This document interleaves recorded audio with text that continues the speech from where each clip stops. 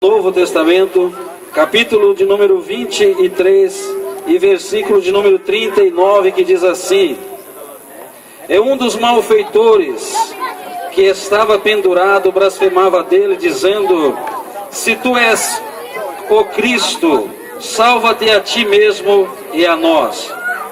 Respondendo, porém, o outro o repreendia-o, dizendo: tu nem ainda temes a Deus, estando na mesma condenação?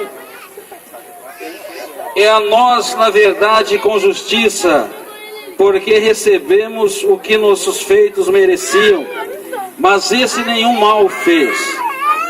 E disse a Jesus: Senhor, lembra-te de mim quando entrares no teu reino. E disse-lhe Jesus: em verdade te digo que hoje estarás comigo no paraíso. Glória a Jesus. Essa passagem que nós acabamos de lermos trata-se dos últimos minutos de Jesus antes da sua morte. Trata-se dos últimos instantes de Jesus ali naquela cruz. A Bíblia diz que Jesus estava no final do seu ministério. Jesus já havia realizado muitos feitos, Jesus já havia curado muitas pessoas, tinha dado vista ao cego, como é o caso de Bartimeu. A Bíblia diz que Jesus havia curado paralítico, como aquele paralítico que estava há 38 anos à espera de um milagre na beira de um tanque. A Bíblia diz que Jesus curou também uma mulher que sofria durante 12 anos de um fluxo de sangue. Jesus havia realizado muitos prodígios, Jesus havia realizado muitos milagres, mas nem todos se agradaram, nem todos se agradavam do que Jesus estava fazendo, do que Jesus vinha fazendo e realizando. A Bíblia diz que os religiosos da época, olha, presta atenção nisso, os religiosos da época, aqueles que se achavam privilegiados, aqueles que se achavam dignos, eles não se incomodaram com tamanhas coisas que Jesus vinha fazendo, tamanhos milagres que Jesus vinha realizando. Jesus vinha ganhando fama, Jesus vinha ganhando popularidade. O nome de Jesus havia percorrido e percorria por todas as cidades. Então os religiosos ficaram com medo de perder status e então começaram a procurar alguma coisa em Jesus para que pudesse incriminá-lo, para que pudesse crucificar a Jesus, matar a Jesus. E a Bíblia diz então que eles pegaram algumas testemunhas falsas, que levaram até as autoridades da época, para que pudessem incriminar Jesus. E a Bíblia diz que eles levaram Jesus diante do sacerdote Anás, mas ele também não pôde fazer nada. Mandou até Caifás, também não pôde fazer nada. Mandou até o Sinédrio, que seria 70 anciões, e também não acharam acusação nenhuma em Jesus. Levaram até então Pilatos também não achou acusação nenhuma em Jesus. Mandou até Herodes também não achou nada que pudesse acusar aquele homem. Então mandaram de novo a Pilatos. Pilatos olhou e falou: olha, eu vejo que esse homem é inocente, eu vejo que esse homem nada fez para merecer tal coisa.